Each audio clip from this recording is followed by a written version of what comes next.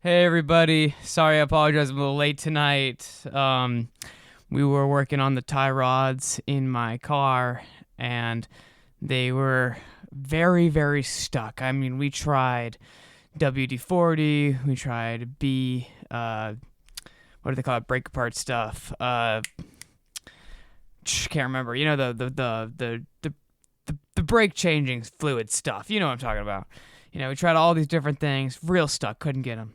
Well, it turned out all it took was some basic Boy Scout math. You need to know your right from your left, if you get what I'm saying. All right, now back to the show. Tonight we're going to be discussing the latest in neuroscience news, as well as some interesting facts and information on one of the latest hit trends, red light therapy, and what that can do for you. On top of that, we're going to mention some other stuff at the end of this episode about whiteboarding and your vision board for the day. Welcome to the Neuro-Topic Podcast. How does the mind absorb experience? How do the impressions of the senses get translated into thoughts and feelings? Science now suggests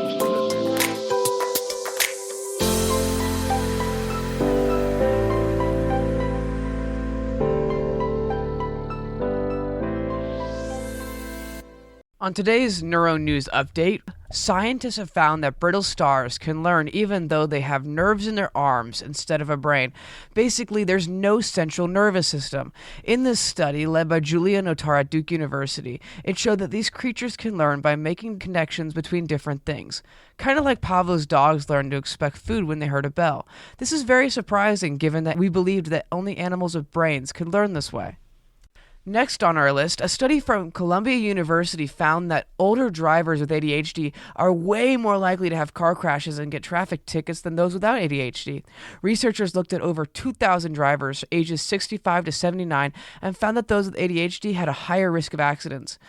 It's kind of funny because you'd think they would be able to make that connection without the research, but it does show us that there is an importance to managing your ADHD for safer driving.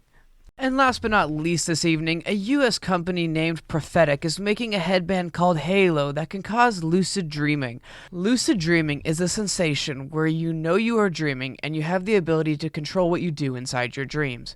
The headband uses special signals to start these dreams. It's meant to help with creativity by allowing people to practice tasks in their dreams. Prophetic is working with a Neuralink designer and plans to sell the Halo between $1,500 and $2,000 in 2025. People can reserve one right now with a $100 deposit. Honestly, this seems like a bad idea to be able to practice things in your dreams with no repercussions. It seems like this could be used very badly. And now, onto the bulk of our segment for today. Red light therapy. So what's the deal with red light therapy? Well, let me break it down to you in simple terms. Imagine basking in a soft, soothing red light, but it's not just like any other light. It's packed with some serious wellness potential. We're talking about wavelengths in the 600 to 1,000 nanometer range, red to near infrared light. Now, here's the magic part. When this light touches your skin, it goes deeper, reaching into those cells in our bodies, into the parts called the mitochondria, the powerhouses of the cells. These mitochondria, they absorb the light and turn it into cellular energy, known as ATP. Think of ATP as those little energy packets that the cells need for their day-to-day operations. But wait, there's more. The red light isn't just about giving yourselves a boost. It's like a superhero for your body. It can help with all sorts of things, like reducing inflammation, improving your skin's health, and even helping your muscles recover after a workout. And for people like us with an overall interest in neurology, it helps keep up the health of our neurons and keep oxidative stress at bay. Now, one thing we find when we look into the history of red light therapy, we find that the potential of therapeutic light has been recognized by civilizations throughout all ancient history. The ancient Greeks and Egyptians, for instance, knew of the healing properties of sunlight, an idea that laid the foundation for all types of light therapy we see today. And in the early 20th century, the brilliant inventor Nikola Tesla conducted groundbreaking research into the power of light. While Tesla's work was not focused solely on red light therapy, it played a crucial role in shaping our understanding of light's potential in the field of medicine. And fast forward to more recent times, NASA takes center stage in the story. Their exploration of red light therapy began when they aimed to enhance plant growth in space. However, this research led to a remarkable discovery: the profound effects of red light on human cells. And in recent research, you will find that there are multiple studies on the profound effects of red light therapy on the human brain and nervous system.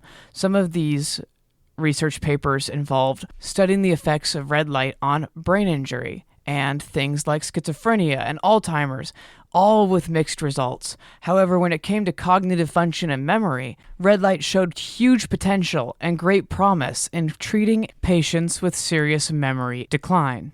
Red light therapy may also play a pivotal role in neurogenesis. Neurogenesis refers to the generation of new neurons in the brain. Recent studies have suggested that exposure to red light, particularly in the form of low laser level therapy, or LLT, may have a positive influence on neurogenesis. Red light appears to stimulate the mitochondrial function and increase the production of reactive oxygen species, leading to a tsunami of cellular events that may encourage the production of neural stem cells and help promote neurogenesis. On top of neurogenesis, it also may increase synaptic plasticity, or SP for short. Now, SP is the ability of the synapses to strengthen or weaken over time, crucial for learning and memory. Red light exposure has been associated with increased SP. It seems to modulate the release of neurotransmitters and enhance expression of brain-derived neurotrophic factor, which is also called BDNF, a protein that supports the growth, survival, and maintenance of neurons. These effects contribute to the adaptability of the synapses, potentially improving cognitive flexibility and memory. And on top of that, red light also increases the blood flow to the brain. What this does is increase oxygen and reduce inflammation in the brain, potentially increasing cognitive abilities. Red light therapy has also been shown to reduce anxiety, depression, and increase positive moods. It's also vital in restoring your brain's time clock and making sure that you get enough useful sleep every night. That is why your phones often have a setting that normally switches them from a more blue light to a red light display. So when looking for a source of red light, what are some good sources? Well, first, if you wake up really early in the morning, make sure to get that red light from the sun.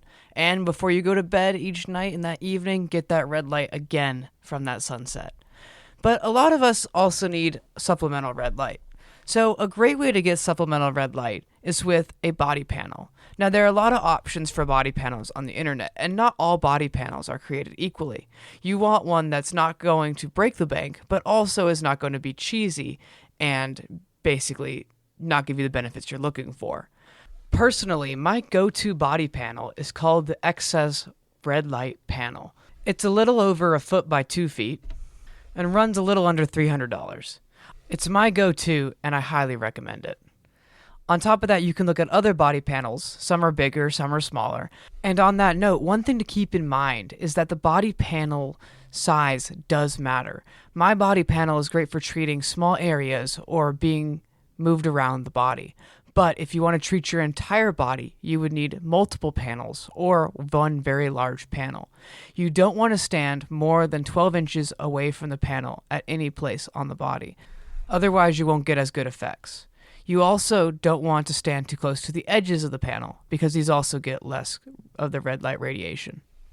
So when searching for panels, you want one that's big enough. You also want one that's going to cover you, completely saturate you in red light, and be good enough quality to produce that good, proper wavelength you're looking for. All right, now we're going to move on to another topic separate from red light. We're going to talk about whiteboarding and what that means in your daily schedule. So one thing I love to do is whiteboard. Whiteboarding to me is the way I start my day each morning, and it's so important for my mental health. When I get up in the morning, I have 3 main whiteboards I write on each morning. I have my monthly calendar, I have my weekly calendar, and I have my vision board. And my vision board is about 4 feet by 3 feet. And on my monthly calendar, I kind of just jot down on it things I need to get done that are must-dos. And I just keep a daily record of when those things are coming due. On my weekly calendar, it's the same thing except for more detailed for the week. And on my vision board, that's the key of my day for whiteboarding. On my vision board, I keep a space for my quote of the day or my verse of the day, depends on the day. I have a space for my schedule down to the minute. Well, somewhat. I keep it down to about 30-minute intervals, and I have everything I do on there. Because I have mental illness and I've struggled with mental health, I'm high-functioning autistic.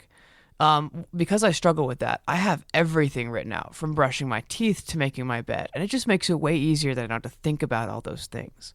It makes it so simple, I guess you could say. And it's a great way to just plan out your day. And if you follow it well, it just makes your life go so much smoother. And people think you're really organized, because you are.